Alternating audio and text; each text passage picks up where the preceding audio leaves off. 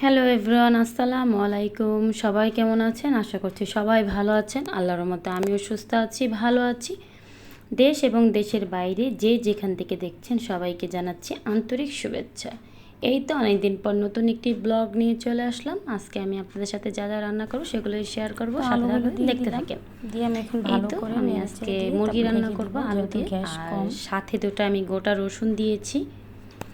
যেহেতু আরফা বাবা রসুন না দিলে চিলাচিলি করে, তো আমি মনে রাখতে পারি না, সেটাই দিয়ে দিলাম। তার জন্য আগে রসুন দেওয়া লাগে, তো ভালো করে এখন কষিয়ে নিব। মুরগি বা গরুর মাংস যেটাই হোক তার জন্য রসুন দেওয়া লাগে। তো এই তো আর নাজেহাল অবস্থা, আমি ঝোলের পানি দিয়েছি আর গ্যাসটাও চলে গেছে। ঝোল দিয়েছি আর তো এখন আমি জিরা দিয়ে আমি এটাকে নামিয়ে নিব। জিরা দিয়ে আমি নামিয়ে যখন দুপুরে গ্যাসটা বেড়ে যাবে তখন তরকারিটা নামিয়ে রেখেছি, যখন বসিয়ে দেন আমি ঝোলটা ঘুমিয়ে নিব।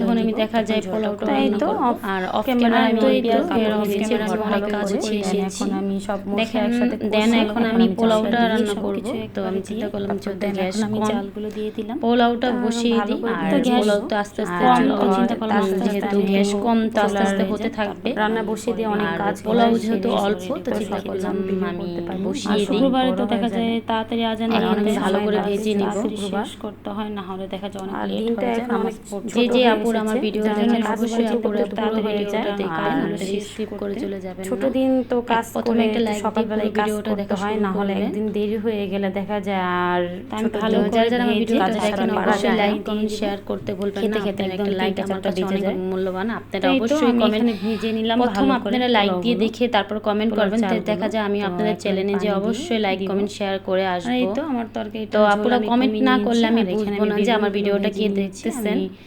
তো সবাই যারা যারা ভিডিও দেখেন সবাইকে বলবো অবশ্যই লাইক কমেন্ট শেয়ার করবেন। দুই ভাই বোন, আর এই তো আমার পোলাও রান্নাটা হয়ে গেছে, এসে দেখি বেগুন পুড়ে গেছে, ঝোলটা করে নিয়েছি, পোলাওটাও সুন্দর মতো হয়ে গেছে। অফ ক্যামেরা আমি বেগুনগুলো ভেজে নিয়েছি, যেহেতু ভিডিওটা আবার বড় হয়ে যাবে, তো চিন্তা করলাম আমি অফ ক্যামেরা এই বেগুনগুলো ভেজে নিই। আর সাথে আমি কাঁচামরিচ আর পেঁয়াজটাও ভেজে নিয়েছি, এভাবে দিলে আমার কাছে অনেক ভালো লাগে। তো এই তো মা ছেলের জন্য পোলাও রান্না করেছিলাম, আর বাবার জন্য ভাত না দিলে তো অনেক চিল্লাচিল্লি শুরু হয়ে যায়, দেখা যায় সে পোলাও একবারই খেতে পারে না।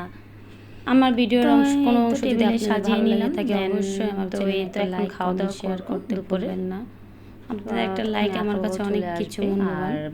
আর আরাফকে আমি খাইয়ে দিয়েছি, রান্নার ফাঁকে ফাঁকে আমার মেয়ের সাথেও কথা বলতেছিলাম। এই তো আমার মেয়ে আর রান্নার ফাঁকে ফাঁকে ওর সাথে তো তার ঝিমির সাজে ও অনেক বিরক্ত করে, না হলে বারবার পপে ডাকে আম্মু আম্মু, কি আদর করে। আর আমার মেয়ের তো খেলার সাথী হয়ে গেছে, ওর দুষ্টামি তো সারাদিন ওদের নিয়ে দুষ্টামি করে।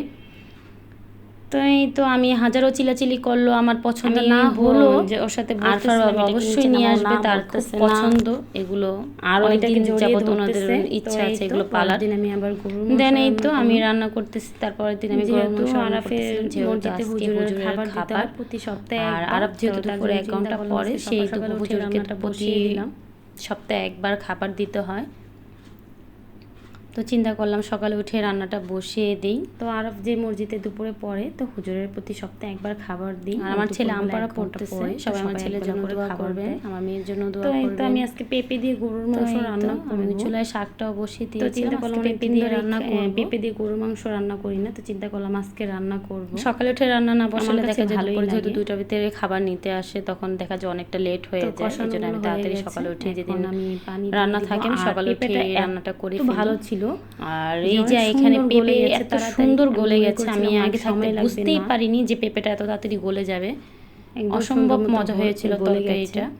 আর মাংসতে অনেক তেল, আমি গরম পানি দিয়ে দিলাম, আর তরকারিটাতে অনেক তেল উঠেছিল, অনেক ভালো ছিল, আর মাংসগুলো অনেক ভালো ছিল, খেতেও তরকারিটা অনেক মজা হয়েছিল। আপনারা যারা যারা অবশ্যই যারা যারা পেঁপে দিয়ে গরুর মাংস রান্না করেন অবশ্যই কমেন্ট করে জানাবেন কার কার পছন্দ। আমি আপনাদের কমেন্ট পড়ব অবশ্যই।